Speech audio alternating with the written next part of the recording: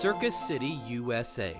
No one can question this town's commitment to the big top, because for those who live life on the road, Hugo, Oklahoma is home. He was a big part of Hugo. He brought a lot of money into Hugo.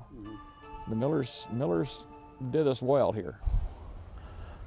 Norm Pence can tell you all about the circus. He grew up in Hugo and is now our guide to the life and death of the big top. When the funeral finished, that was on the north side of town.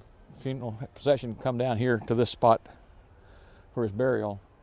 It was led by an elephant. They had other circus animals in it. He was in a horse-drawn hearse. The procession for D.R. Miller, known as Mr. Circus, ended here at Showman's Rest, a special section of the Mount Olivet Cemetery.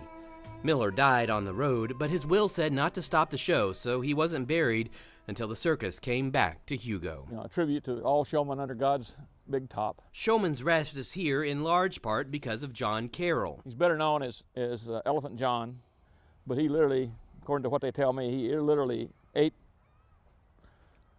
lived, and slept in the elephant barn. Carroll became wealthy because the circus met his needs.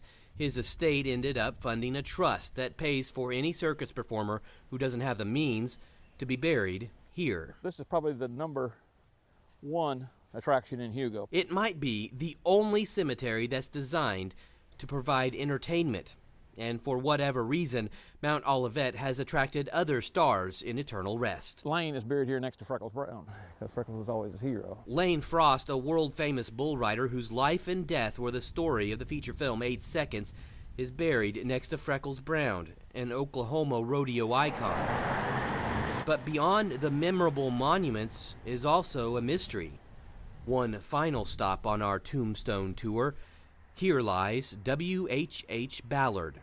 He died in 1907. They hung him from a tree right there and buried him right where he got hung at. Or so the story goes. There is a big tree next to Ballard's grave. Norm says he heard he was a horse thief.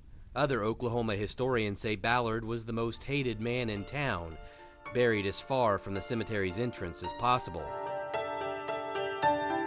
From showmen larger than life to mysteries that endure past death, you'd best not venture into Mount Olivet past dark. Oh, not for fear of ghosts.